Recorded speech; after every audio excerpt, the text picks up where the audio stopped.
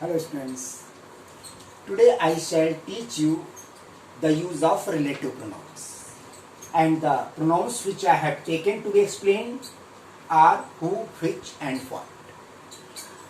Relative pronouns जैसा कि आप लोग जानते हैं तो काम एक साथ करते हैं। एक कि वो अपने से ठीक पहले वाले नाउन के साथ अपना रिलेशन बताते हैं और दूसरा वो आगे आने वाले सबऑर्डिनेट क्लास को जोड़ देते हैं। अब बिना आपका समय बर्बाद किए मैं सीधे शुरू करता हूं आज के वीडियो के लिए जो मैंने सोच रखा आपको बताना। हु, व्हिच, व्हाट तीनों के लिए हिंदी में हमारे पास शब्द है जो।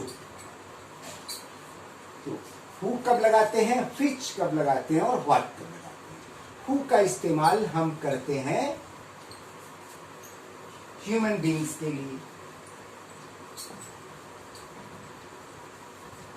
व्हिच का इस्तेमाल हम करते हैं नॉन लिविंग्स और एनिमल्स के लिए, नॉन लिविंग्स और एनिमल्स के लिए। और व्हाट का इस्तेमाल करते हैं जब नाउन हिडन हो, when noun is hidden. Which noun I am talking of? The noun to which this relative pronoun is referring. ऐसे शायद ना समझ में आए, लेकिन आप इसको देख लें पहले एक बार फिर से। मैं इसको रब आउट करता हूं और आपको एक्सप्लेन करता हूं सेंटेंसेस लिखकर, तो आपको समझ आ जाएगा। हु का इस्तेमाल ह्यूमन बीइंग्स के लिए, व्हिच का इस्तेमाल नॉन लिविंग और एनिमल के लिए, और व्हाट का इस्तेमाल when noun is hidden। अब आप इसको ऐसे भी देख सकते हैं कि कई बार कहानियों में हम सुनते हैं एक शेर था, वो जंगल का राजा था, जो उससे मिला।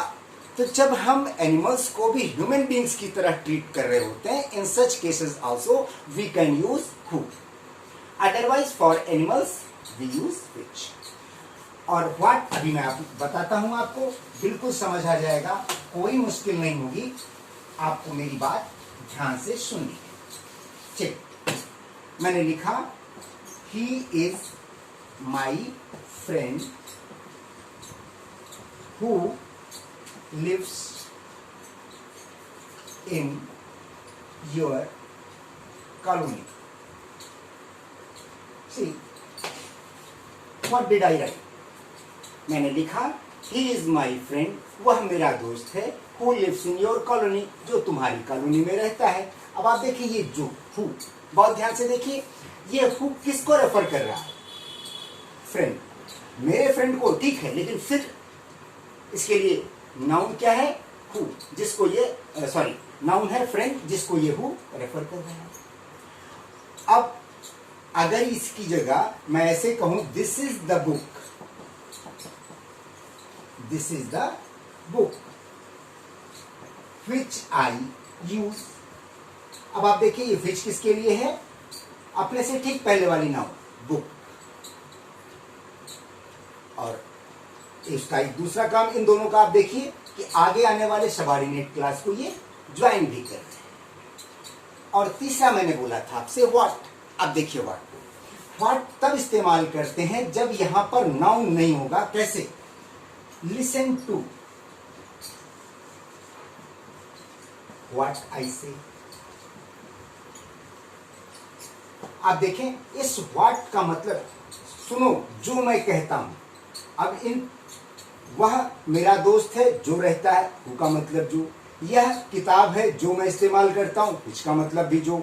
और सुनो जो मैं कहता हूं, इस what का मतलब भी जो। लेकिन आप इसको देखें तो हु से पहले फ्रेंड लगा हुआ है, which से पहले बुक है नाउन, और व्हाट के पहले कोई भी नाउन यहां पर नहीं। या आप इसको दूसरे शब्दों में थोड़ा सा मैथमेटिकली ले लें तो ऐसे समझ लें कि noun plus which equals to what. कैसे? देखिएगा, इसी सेंटेंस को मैं एलाबोरेट कर रहा हूं। Listen to the words which I say. अब आप देखें इसको ध्यान से, शायद आपसे फिर कभी गलती नहीं होगी। Listen to the words which I say. अब व्हिच किसको रेफर करेगा? स्वाभाविक है अपने आने से पहले आने वाले नाउन को वर्ड्स को रेफर करेगा। और यहां पर वर्ड्स नहीं है तो मैं विच नहीं लगा सकता हूं, मैंने व्हाट लगाया। मेरा ख्याल ये बात आप समझ गए होंगे कि जब नाउन मौजूद होगा रेफर करने के लिए तो रिलेटिव प्रोनाउंस हु या विच में से एक आएगा, और नहीं है और मुझे जो कि अंग्रेजी चाहिए फिर वो व्हाट हो जाएगी। इसलिए मैंने कह दिया था व्हेन नाउन इज हिडन। अब आप इसी के साथ एक बहुत इंपॉर्टेंट चीज देखिए जिसको हम लोग डे टू डे लाइफ से लेकर के कॉम्पिटिटिव एग्जामिनेशन तक स्लिप आउट कर जाते हैं। कैसे? देखिए, अगर मैं एक सेंटेंस लिखता हूं यहां पर, थोड़ा सा फनी है, आप देखें इसको। लिखने से पहले मैं रुक गया इसीलिए आप देखें इसको। This is the dog of Ravi which has a long tail। आप देखिए, मैंने आपको क्या सिखाया? ये हु या विच अपने से ठीक पहले आने वाले नाउन को रेफर करेगा। आपने विच लगाया तो इसके पहले क्या लिखा हुआ है? रवि। रवि एक प्रॉपर नाउन है, ह्यूमन बीइंग, और उसके लिए मैंने सिखाया हूं, तो पहली गलती तो ये हो गई। और दूसरी गलती उससे बड़ी चीज कि ये रेफर किसको करना चाह रहा है? यह रवि का कुत्ता है जिसकी पूंछ लंबी है। अब आप देखिए कितना फनी हो जाएगा, अगर आपने या हु या विच कुछ भी लिखा तो ये पूंछ किसके लिए शो करनी है और हमें शो किसके लिए करनी है? तो हम इस बात का बहुत ख्याल रखना है कि ये रिलेटिव प्रोनाउन हु या विच ठीक अपने से पहले आने वाले नाउन को रेफर करते हैं, यानी इनका प्लेस, इनकी पोजीशन क्या होती है? नाउन के ठीक बाद। तो इसको हम सही कैसे करें? इसको ऐसे सही, इसको रिफ्रेश कर दीजिए, रिकंस्ट्रक्ट कर दीजिए। कैसे करेंगे? दिस इज रवीज डॉग,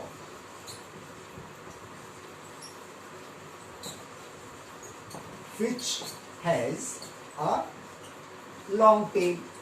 अब आप देखिए, मैंने इसको रिकंस्ट्रक्ट किया इस तरह से, ये which ठीक डॉग के बाद आ गया। अब ये ठीक रेफर कर रहा है, टेल डॉग की है और which डॉग के लिए आना है, तो अब ये सेंटेंस सही हो गया ग्रामेटिकली और करेक्ट सेंस दे रहा है। अब इसी के साथ एक और चीज दिखाता हूं आपको। Just see, if I write, it is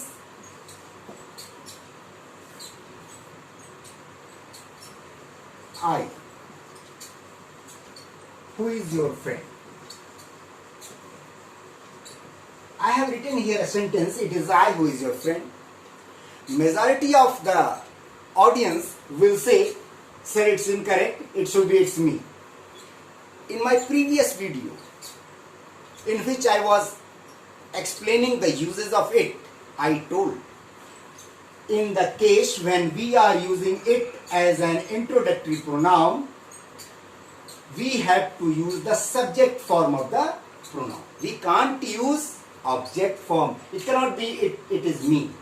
In spoken English, it may be considered correct, but in standard written English, it must be the subject pronoun, so it is I, correct? And now you say, who is your friend? It seems correct, but it is not correct. Why? Because I told you earlier, as soon as we use the relative pronoun, it is referring to the noun or pronoun written before it. So the verb should satisfy this noun or pronoun. Here it is I, and with I you use am, not is. यहाँ पर I है, I के साथ आप is नहीं लगाते, am लगाते हैं। अब ये पढ़ने में आपको बहुत क्लमसी लग रहा होगा, अटपटा लग रहा होगा। क्या कह रहे हैं? It is I who am your friend.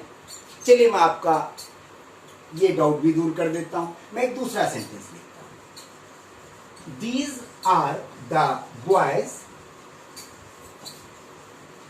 Who is playing in my team। You just see, as soon as you read the sentence, you say, sir, it is incorrect because is cannot be used for the boys. We should use are. So why you are using are? You are using are because the noun is boys. And this verb should satisfy the noun or pronoun written just before the relative pronoun. This rule you have to get settled in your mind. Not for the academic examination, but also for the competitive examinations as well. They are frequently asked in the bank PO examinations, SSC, in various examinations. You have to learn. We always see the noun or in some cases pronoun written before the relative pronoun. And the verb should satisfy, should agree to the noun. It is not what you like. आप जैसा सुनते आ रहे हैं वैसा होना चाहिए, तो आपने कहा नहीं it's me who is your friend, ऐसे नहीं. It is I who am your friend. These are the boys who are playing. Okay. Now one more thing I want to explain just in this video, that is the use of such and say. You can say, sir, these are not the part of relative pronoun. Yes, but I am going to tell you something which is directly related to the relative pronoun.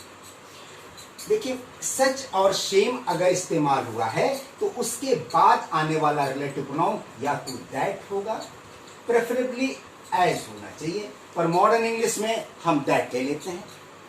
In traditional English as had to be used. Still today you can use, but you can never use who or which. How? Let me write here a sentence. He is the same boy. He is the same boy who met me yesterday. अब 10 बार आप पढ़ेंगे और आपको 10 बार सही लगेगा कि कितना सही लिखा हुआ है. पर अभी अभी मैंने आपको रूल क्या बताया कि अगर SAME सेम इस्तेमाल हुआ है तो आगे आने वाला रिलेटिव प्रोनाउन या तो एज होगा या दैट होगा, बट हु नहीं हो सकता किसी भी सूरत में. बाकी सारे रूल वैसे ही होंगे. यहां पर आप लगा दीजिए एज. तो एज किसको रेफर करेगा? अपने से ठीक पहले आने वाले नाउन को. और आगे अगर हेल्पिंग वर्ब आनी होती तो वो भी इसी को एग्री करेगी. एक और सेंटेंस देख लीजिए, मैंने सेम ले लिया, सच के साथ देख लीजिए. This is such a book which is used by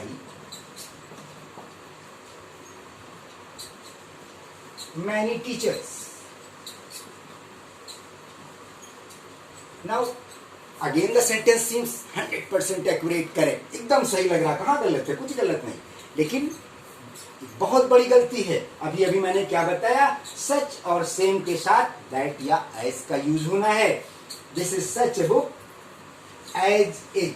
अब जैसे ही आप एज लिखेंगे आपको लगेगा कुछ गलत हो गया, because you are not in the addiction of writing the correct thing. So from today onwards you shall learn and you shall use the correct ones. Okay? Thank you.